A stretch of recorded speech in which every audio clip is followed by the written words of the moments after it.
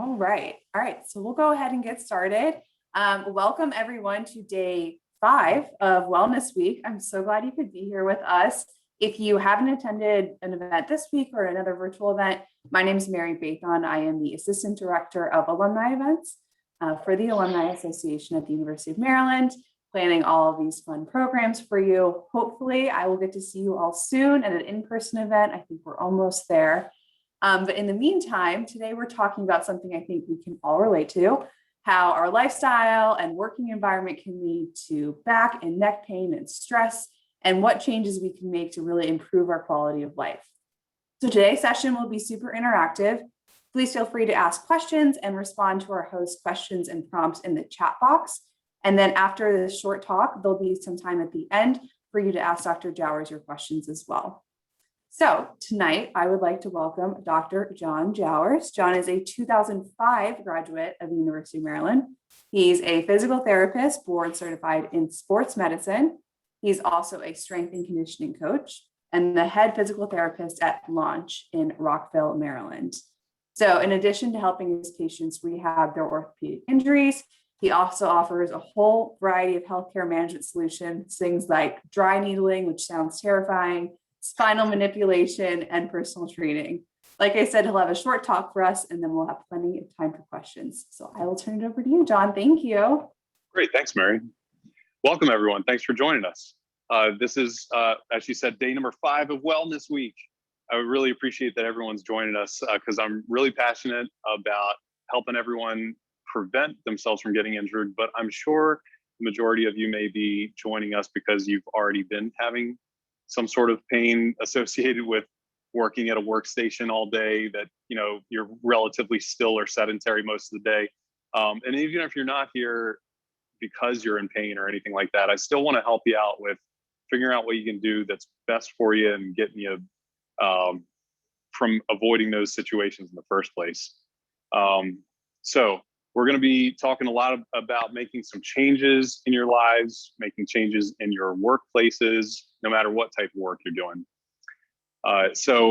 It's really random how in 1967, a Wall Street Journal article actually said that because of all this technology that we have, computers, robots, that it predicted by now we would have been in what used to be a 40-hour work week condensed down to a 20-hour work week.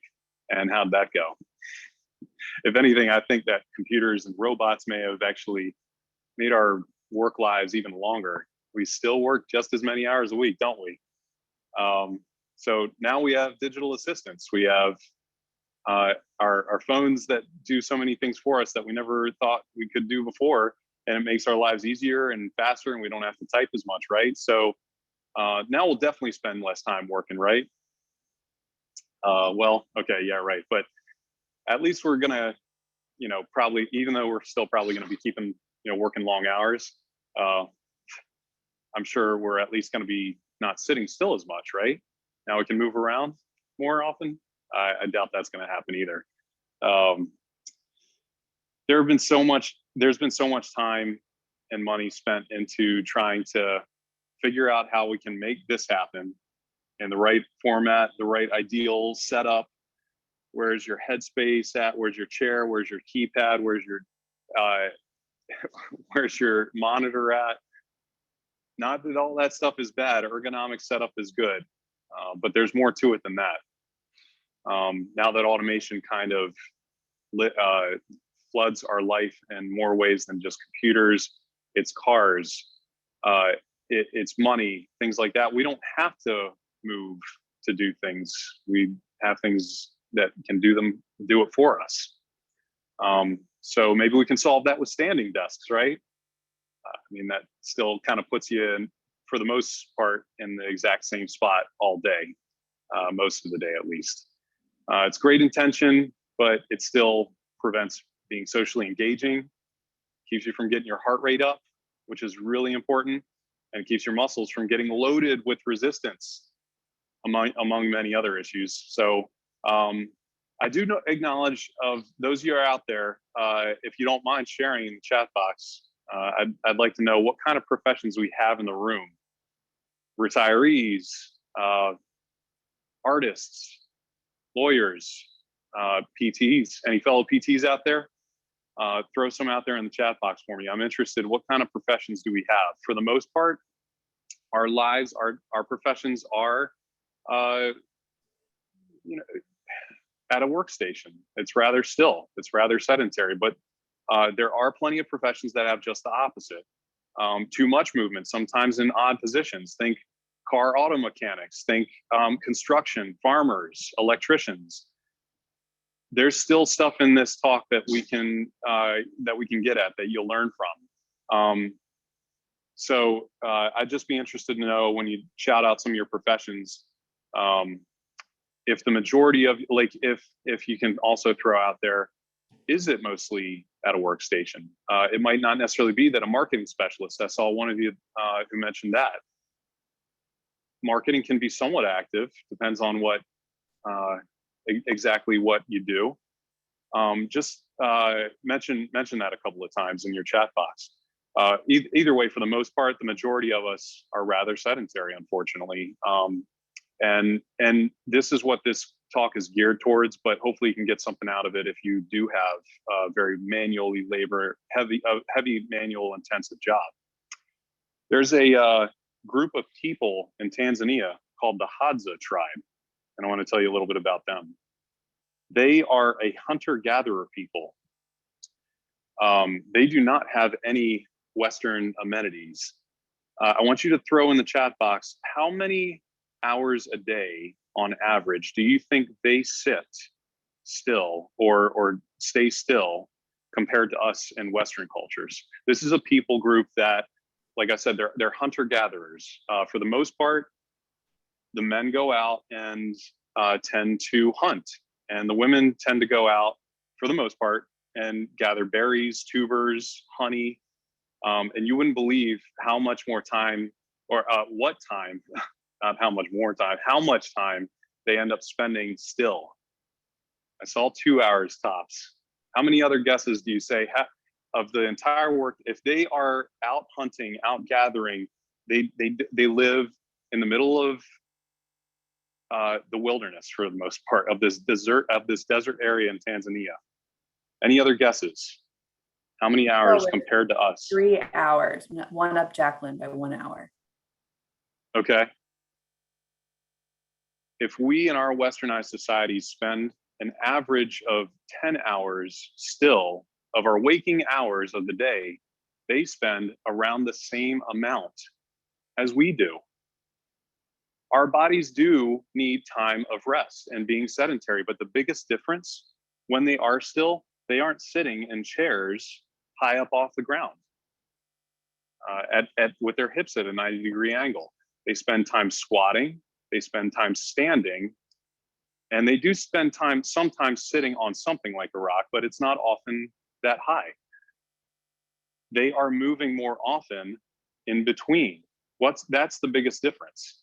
So that the somewhat small difference is that they aren't sitting as high up as we are, but when they are out and moving, they are getting their heart rates up. They are moving, they're bow hunting, they're picking, they're reaching, they're squatting down.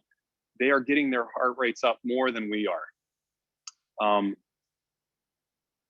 Even though we are tending to be rather sedentary in our society in comparison, we can still change a lot of what we do in our culture in order to mimic that and still keep all the automation that we have, that we really love, not ditch our phones necessarily, but at least maybe cut the time down on it or something like that. So I don't necessarily want you getting locked in. The key here in this lecture is not getting locked in to your workstation. It's not about posture necessarily. You would think of all the time spent covering ergonomics, all the books and tutorials that are out there that have pictures like this that say, no, don't sit this way, your posture is horrible. It's not, and it always talks about, okay, sit upright, you're gonna be as happy as she is in this picture. Not necessarily. As soon as you end up sitting that way for long enough, that's the wrong answer too. You're gonna be hurting just as much. It's not about sitting up with good posture. Good posture is overrated. You could be standing. All right, great. So you got a standing workstation. Instead, you're standing, but you're still in the same position for too long. So the key here instead is move, walk, ding, ding, ding. There's your answer. I want everybody moving. This is what work should end up looking like. Taking a break from your desk, getting your heart rate up. Whatever that might look like, that's what we're going to spend time talking about. Okay, so you might end up spending time throughout your day. Yeah, you go to lunch and go to a workout during lunch break, or go to a workout at the end of the day. That's awesome. That's really good. If anyone knows about HIIT training, HIIT stands for high intensity interval training. Great in principle, and I'm really glad that people are doing it and that it's taken such, taken such a huge road into being a fad per se, because what we're going to find out in the next few years is that it's really not ideal because it's too much exercise condensed down in just one period of the day. Now, it's not necessarily good to look like this. If your heart rate, if that's your work day and your heart rate is getting up, can you tell how the majority of the day it's in the blue? Your resting heart rate, and it occasionally gets up to the yellow zone when you go out for lunch and you took your walk. But even better is if we can get our heart rates looking like that throughout the day. Get it spiking more often, not just spiked right there when work is over. We got in our cars for 20 minutes right here. We drove to work. We were sitting still. We walked into work and we got our heart rate up a little bit, but then we got to the workstation and we ended up sitting still too long, kept the heart rate low, got in the car, drove home, drove to the gym, let's say. Yeah, you got your heart rate up right there, but it needs to look more like spikes throughout the entire day, spread out, evenly distributed. That's an example of what the Hadza Tribe people do. And I'm not trying to say we should reflect exactly what they do, but one of the big differences, they're spreading out their movement throughout the day. And the research shows what's best for us as human beings is not being locked inside that box of a workstation. Maybe some of you your jobs look like you're in a car all day going from one place to another. Paint sales, for example, my own brother-in-law, he spends a lot of time in a car, still a lot of time sitting, still a lot of time spent sitting or talking on a phone. If you can end up getting more movement in throughout the day there too, it looks different. It just means getting it in different ways than what it would look like at a workstation. A word of caution, I do hope that a lot of you get inspired from this talk to start a fitness program. If you are a CEO or something along those lines, to start a corporate fitness program, or you as an employee to just start your own. But I do also want you to understand that there is a reasonable amount of activity that we should be doing. You don't want to be doing too much too soon, too fast. I really hope you get inspired to want to move, to want to exercise more, but please be careful with that, because if you jump in, the opposite extreme can happen. Yeah, you can get injured from sitting in your workstation too long, but then if you end up doing too much, a different type of injury could happen. So it should look like a gradual ramping up process of doing more and more and more and more over the course of time until you found that sweet spot about how much is the right amount. The right amount is that you approximately want to get in 150, at the bare minimum, what most physicians recommend, 150 minutes of moderate to vigorous exercise per week, which if you space out over 5 to 6 days is about 25 to 30 minutes a day. And it can be broken up throughout the day. If you think back on those spikes, if you just do 5 minutes here of getting your heart rate up, another 5 minutes, 10 minutes there, 10 minutes there, it can be spread up in even like 3-minute bouts, which is why people talk about just going up and down flights of stairs. That's a good example of what else you can do to get your heart rate up. So here's some, let's go over some examples of what you can be doing to improve your health at your workstation. One really simple thing is 4 square breathing. A lot of tension build up in our muscles from just being still too long. You end up shallowly breathing and breathing through what we call your upper chest instead of diaphragmatic breathing, with me right now, just wherever you're sitting or standing, I want everyone to do 4 square breathing. Imagine a picture like you're drawing a square in your head as you're doing the upward line. Inhale for 4 seconds. Now hold the inhale for 4 seconds. Draw the top line of the box. Exhale for 4 seconds. Draw the outer line of the box. Hold the exhale for 4 seconds as you draw the bottom line. That's a 4 square breath. Throughout the day, I want you to set a reminder or an alarm of some sort. That first reminder can be your 4 square breath reminder, and I want you to do about 4 of those in a row. It'll help bring down your heart rate and calm your muscles and get you collected for the workday. Good start to the day. Do it throughout the day. It usually does require a couple of reminders because it won't happen on its own. It usually takes a few reminders on your phone to make these good habits happen. Now let's go and get to some actual physical exercise examples. So I want most of you who are at your workstations to go ahead and do some of these with me. Let's say you have a desk that's typically this tall. If you want to go and glance at it, go ahead. If let's say you have a desk that's about that high and you usually sit right here, right? If your desk is about this high, your chair is about this high, let's all get in some chair squats, all right? Where you're sitting at right now, I want you to do 10 in a row with me. Now, as we do these, I want you to just use some intuition. If this isn't right for you yet, you might want to consult your physician or physical therapist just to make sure that it's safe to do. Now, if you are able-bodied, let's do 10 in a row. Stand up and sit back down 10 times. 1, 2, 3, 4. Everyone's doing them with me, right? 6, 7, 8, 9, and 10. All right, now scoot your chair back. Lean on the edge of your desk and do 10 desk push-ups. 1, 2, 3, 4, 5, 6, 7, 8, 9, and 10. Now let's do 10 chair dips. If you have an armrest that you can do these on your chair, make sure the wheels are locked and dip 10 times. Tap your bottom to the chair. 2, 3, 4, 5, 6, 7, 8, 9, 10. Now we're doing windmills. All these in a row are going to help get your heart racing and getting your muscles pumping. All right, arms out to the sides, legs spread, reach to the opposite foot. 1, and back upright, switch. Now do 4 more on each side.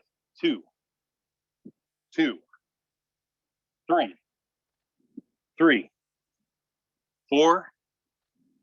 Everyone with me, 1 more on each side. And 5. Last one, calf raises. Keep your weight at the front half of your foot, tap your heels down, and go right back up. 8 more with me. 3, 4, 5, 6, 7, 8, 9, and 10. All right, good job, everyone. So these are some good examples of exercises that you can be doing at your workstation. You don't really have to go anywhere. You can just do them right there using no equipment, just the desk and chair that you have. That's going to get your heart rate up. And what did that take? 1 minute? It's pretty simple to do, pretty convenient. So there are plenty of other examples, plenty of other resources out there, which I can talk to you about at the end to give you more examples. But it's not all about like getting in necessarily the stereotypical half-hour workout. You can just do that 1 minute right there, got your heart rate up, you get back to work, you've moved some. You're going to be less likely to be hurting by the end of the day from sitting still too long, and then just getting in the workout at the very end of the day. Now let's talk about tips. You can leave here. Let's talk about tips that you can do to alleviate the ache from the workstation. The typical workstation of being sitting still at the same place, just like what I'm using right now, Bluetooth wireless earbuds. Start utilizing dictation. Instead of typing a lot, dictate. The technology's there. That doesn't mean sitting still, but you know what it does allow you to do? I can keep talking to you and I can go on a walk. Bring your phone with you, bring your tablet with you, get moving. The best, most important exercise that you could be doing is walking. It's best if you get in upwards of 15,000 steps a day. Aim for 10,000, but 15,000 is the ideal.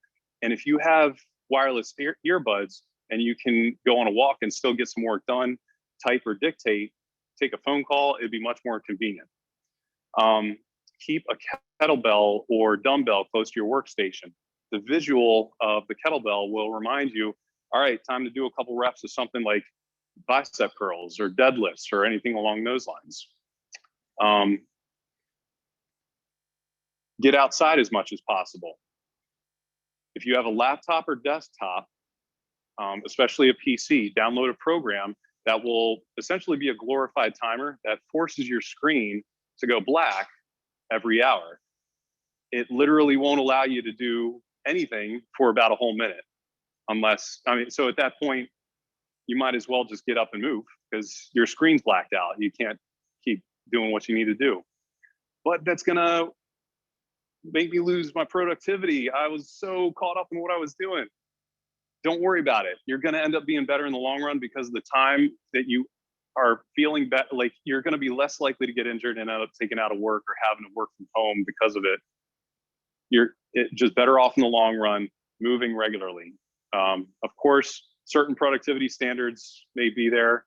That's a totally different story. You may need to talk with your company or others in your workstation to figure out how can we stay active and still be productive. That's a conversation that y'all might want to have. Walking meetings. So if you're in a group, if someone wants to throw out some examples out there of what a walking meeting might look like, if you work with 2 or 3 other people, it doesn't really work when you're talking about like a group of 6 or 7, but if 2, 3, or 4 of you can walk a couple of blocks while you're talking, you can always be taking notes together, doing whatever it might be. It might not necessarily be the entire meeting, but you're getting more steps in throughout the day and getting your heart rate up and still being productive, getting work done. Or if it's just you solo on a phone call, get your walking meeting in while you're on the phone. Join the kids in playtime. How many of us are working from home and have kids from home? So if they're going to be playing outside, play with them also. Join in with them. Incorporate others, if not your kids. If you have neighbors that you want to get in touch with, that you want to talk to more, walk with them. Hold each other accountable. This could be coworkers also, if you are back in the office. Talk with each other about these things in order to set some standards or set some goals.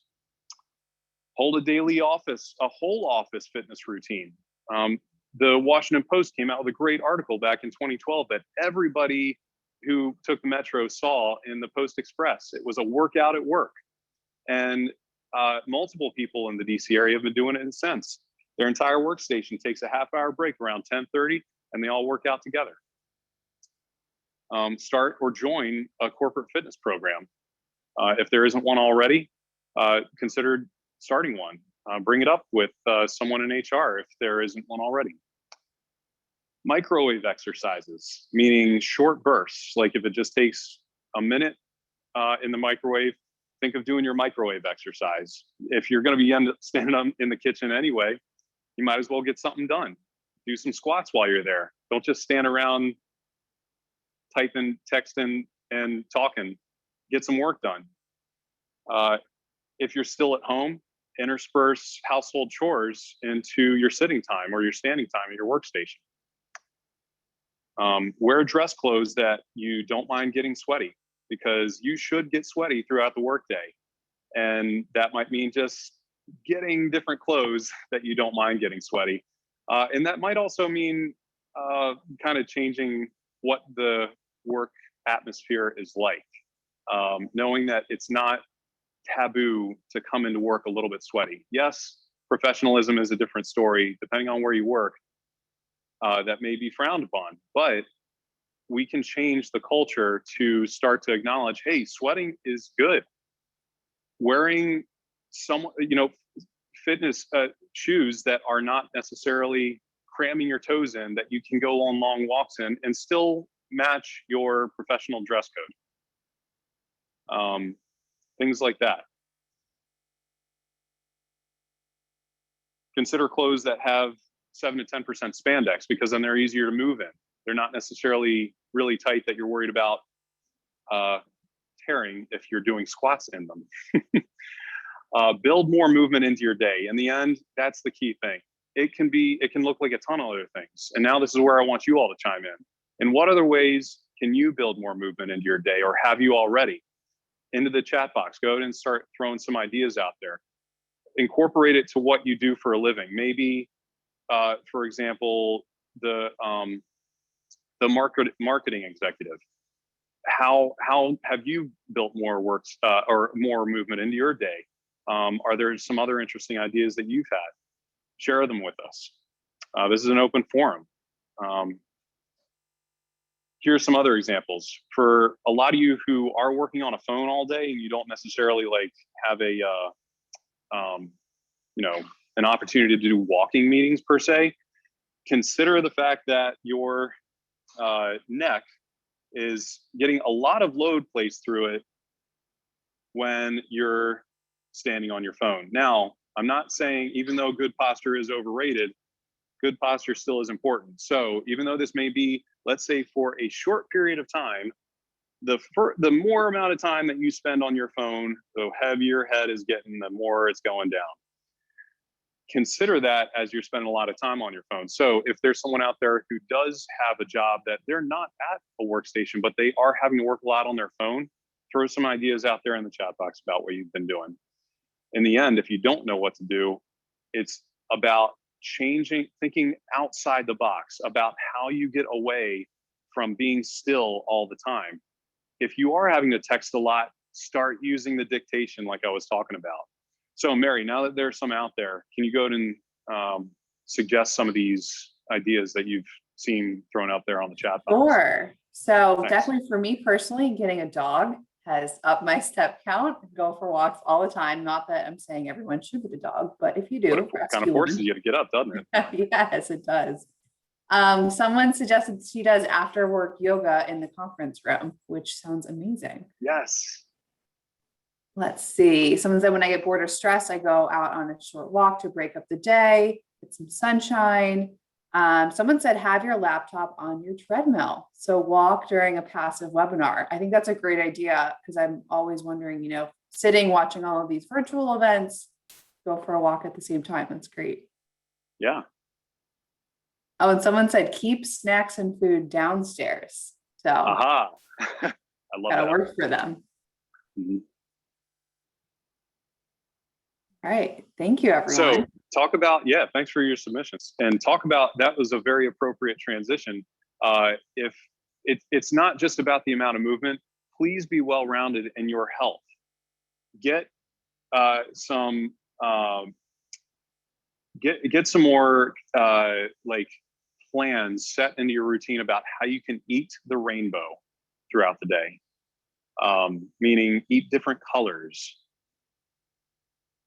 Look at all those different colors that you can get right there. That's a good principle to live by, because you are going to feel better and have better energy throughout your day, not relying on coffee to get through or caffeine in any other way to get through. These are your natural fuel sources. So I just want to thank everyone for attending. Again, my name is Dr. John Jowers. I'm the head physical therapist at Launch in Rockville. If you have any questions, feel free to throw them out there in the chat box. We can take 5 minutes to do some question and answer session, and then you'll be set to go in the future. If you ever want to contact me, my contact info is on that informational handout that was attached to the email, or you can email me at johnjowers@launchsp.com or call us at 240-406-1265. Awesome. Thank Thanks, you all John. for attending. Yeah, and Thanks, I'm going to everyone. include your contact information in the follow-up email that goes out tomorrow. So you feel free to get in contact with him to learn more. Like I said, feel free. We have more time. If you have any questions, either unmute yourself or put them in the chat box. To get us started, do you have any suggestions to kind of alleviate what they call tech neck, or some exercises you can do or stretches? I do, but can you guess what my answer is immediately going to be? I think I can probably guess. It's get up and move. Mhm. Walking to avoid the monotony of being locked into the same spot. But in the end, if you do, of course, you are going to end up being stuck in that same spot, and you are going to get tech neck. And that's all about avoiding the forward head lean that you saw on that one infographic. If you can do everything you can to tuck your chin back so that instead of being here, you're here.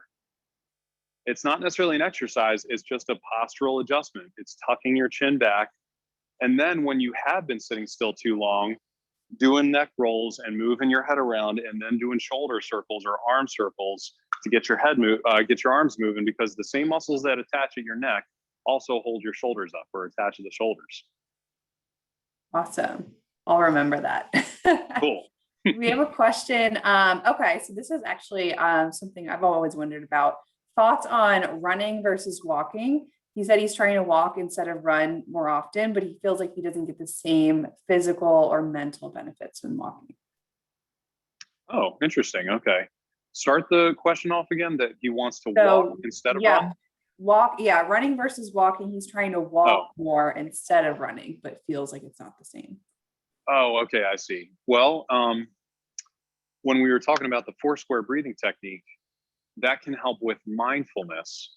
I'd suggest reading more into what mindfulness is all about, because as you go out on long and off walks, your mind is going to wander. But if you can mindfulness is being one in the moment and acknowledging even colors, smells of what's outside. Running, it's a little bit tougher to do this because it's tough. You're breathing heavier. It's a harder workout. Allow your mind to wander and practice mindfulness while you're doing your 4 square breathing. Read up a little bit about that, and it'll help you with walking being a more enjoyable activity. And then about how high should you get your heart rate up during these mini exercise breaks? Good question. That's going to be in the moderate range, the yellow range. Those graphs that I was using were Fitbit graphs. If you use a Fitbit, it's in the yellow range. It's, about 90 beats, maybe 100 or so. It depends on your fitness level and your age, but it's going to be upwards of 90 to 100. Probably not 110. That's a really brisk pace. You're getting upwards into a jog. It just needs to be up above your resting heart rate. That's all. Okay. Any final questions? Last call in the chat box, or feel free to unmute yourself if you have a longer question. I don't want to prevent anyone from doing that.